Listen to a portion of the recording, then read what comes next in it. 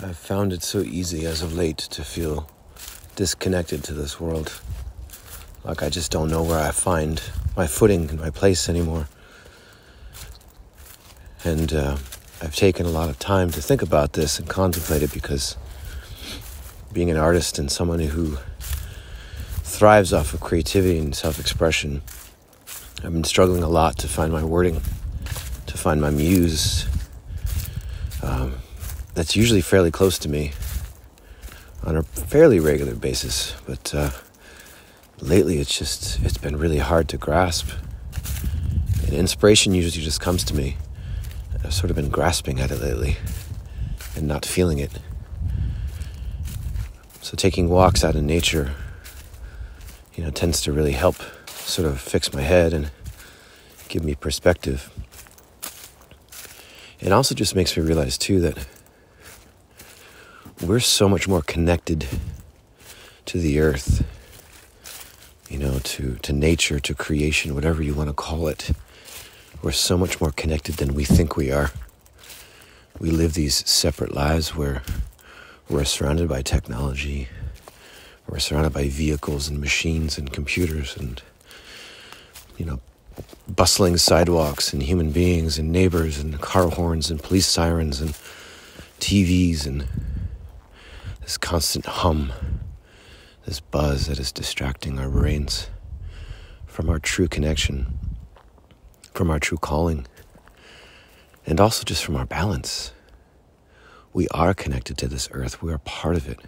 We are children of this earth, children of God, the Creator, the Great Spirit, the energy that flows through this planet and around it, the stars. We're connected to all of those things, and we forget. We forget, and our lights dim because of society, because of the way we are living, the way we're programmed to think. Everything that's transpiring now in society is because of disconnection and disharmony. We're not living in harmony with the earth. We're poisoning it. And we're wondering why we're so far gone with pollution and viruses and air and water.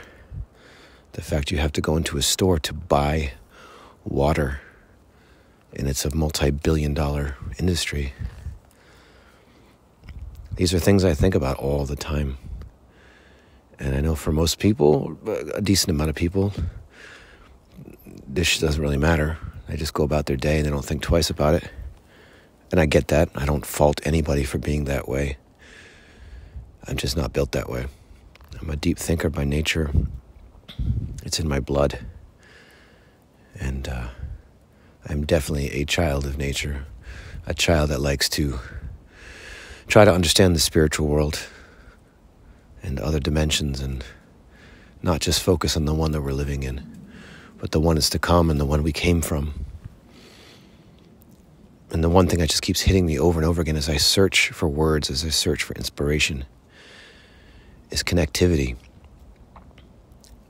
And sometimes connectivity, you need to find disconnection. You need to disconnect from people to find time alone with your thoughts. And some people are afraid to do that, to go out into the woods and be alone, sit quietly. And I've been doing that today. I'm in the middle of nowhere, in the woods, sitting by a very still pond with just the breeze hitting the water. And it's quiet. And I'm alone with my thoughts.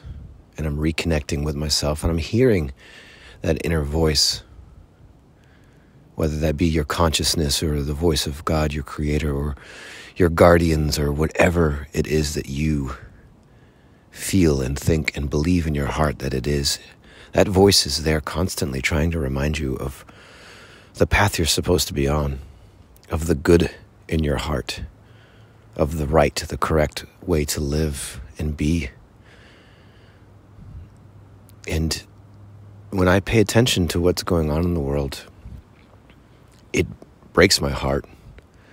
It makes me angry. It makes me frustrated. And I spiral. I go into these really dark places And it's not dark like, people envision people who have depression or people who are deep thinkers.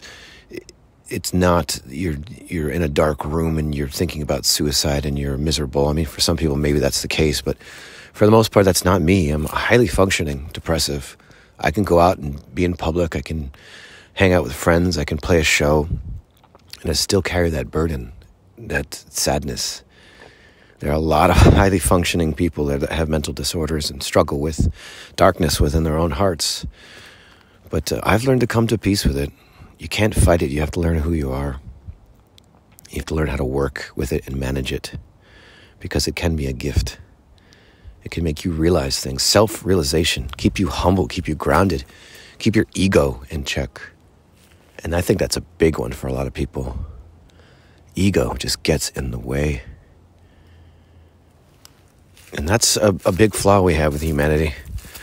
We have such big egos. And if you really look at the grand scheme of things in this earth and all the mysteries that it holds and all the knowledge that we have yet to tap into, whether it be the depth of our oceans or the depth of the core of the earth, and here we are attempting to get out into space, there's so much we don't know about our own home, about our own selves, about our own abilities and possibilities, and the list is endless, and my mind constantly contemplates these things.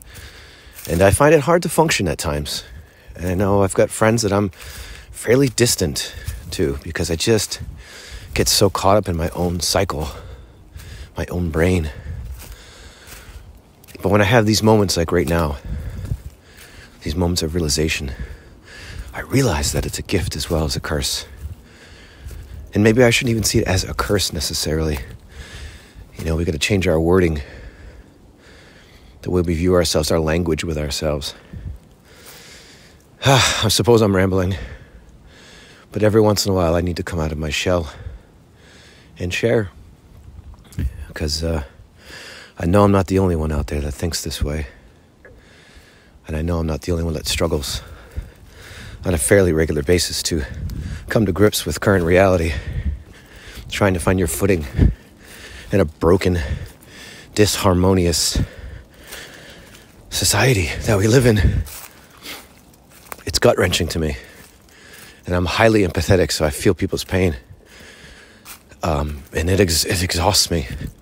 It absolutely exhausts me at times. But through that, somehow, I always seem to pull through and find that silver lining, find those words to capture that moment and share it with people through my lyrics. And somehow that seems to work. It works for me, and it seems to work for other people. That's why I continue to do this. That's why I continue to share. That's why I continue to write music and perform. It's not even necessarily that I want to sometimes. I just feel like I need to. It's my calling. And I don't say that with ego. I say it with just the realization of what it is. When you're able to share something that helps people, you have no choice. You have to share it. That's what you're supposed to be doing. And if you're running from that calling, and you're trying not to be that person that you were called to be, your life is going to be very difficult. You're going to be miserable. And I feel like people often fall into their addictions because of that. If you're not following your path and doing what you're supposed to be doing, it's easy to drink that down, to drug it down, to sex it down, to pray it down, whatever it is that you're clinging to for dear life and your obsession. Maybe you're not finding your path. Maybe you're not doing what you're supposed to be doing. I'm doing my best. I'm just a man. I'm only a human. Imperfect as they come. But I'm willing to try. I'm willing to stay humble and try to understand my purpose in this world and my connection to you as somebody who's paying attention, who's listening, who's reading, who just gives a shit. Because I'll never stop caring. It's exhausting as it is on my heart and my spirit to care. I'll never stop caring. As much as I pull into the woods and become a hermit and can't stand being on social media, I will still peek out and say hello. I'll still continue to do podcasting. I'll still continue to write poetry. I'll still continue to write music. I have to. It's all I got. That and the love in my heart. And as I've said many times before, and I'll say it again and again, love is our greatest weapon. It's your greatest power. And we all just don't realize how much power we have with our ability and our capability to love. Beyond all the darkness and division, beyond the chaos and confusion, love is that steadfast thing that we have yet to grasp. And we will go to our graves, or we'll go to our next destination, our next journey without understanding it. Because after all, God is love. Love is godliness. Every single religion points to that. But we just miss the mark so much as humans when we try to over-explain it or put rules to it or regulations. God cannot be confined by man's law, by human's law. That's why it's so hard to grasp. And that's why people kill over it for misunderstanding of what it actually is. But we've missed the mark every single time.